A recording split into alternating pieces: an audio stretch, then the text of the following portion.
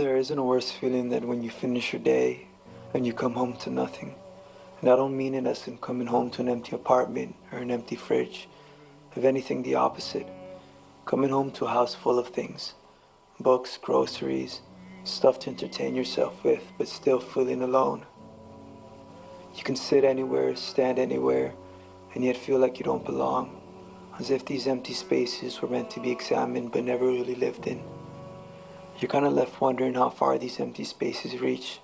So you leave and you go out to see how far the emptiness goes. And your heart starts to sink a little if you don't see anyone for a while. You start to feel afraid that you won't see anyone at all.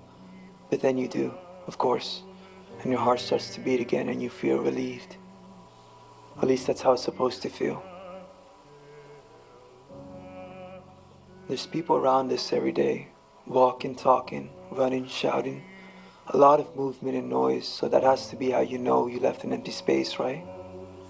Some may think that what makes these spaces empty is that there are no other people in them, or maybe not enough, but I don't think that's what it is. I think what makes a place feel empty is feeling like you don't belong there, as if the room is telling you to leave so it can sit there quietly without you, like you don't need to be there anymore. If that's the case, then it doesn't matter if there's other people there. It doesn't matter where you go. Everywhere feels like an empty space, somewhere you just don't belong. You might ask where these empty spaces end then. Where did they start? Or when did they start? The only real question worth finding an answer to is, how do we live in them? A lot of the times fixing something isn't a solution. I know it's not what many of you want to hear, but we as people don't really fix many things anymore. When a relationship ends, we find other people. When our clothes gets damaged, we throw it away. When an employee isn't meeting a quota, we fire them. We throw away a lot. We are a generation of waste. We don't try to fix things, we just replace them. And that includes people. So how do we live in these empty spaces then? It's simple. We replace them like everything else in our lives, no? We travel, we live to explore, to discover. We run away, we move as fast as we can to not see the world around us. At least this is what I feel like most of you do.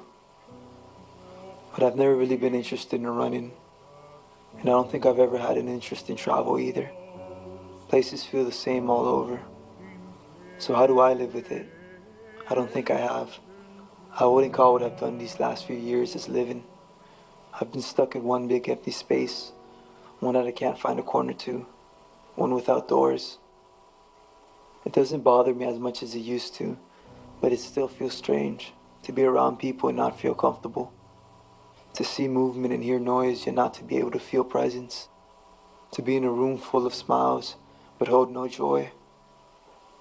I know there's some of you out there that hate hearing the truth, so we can just pretend that all the things I say don't matter.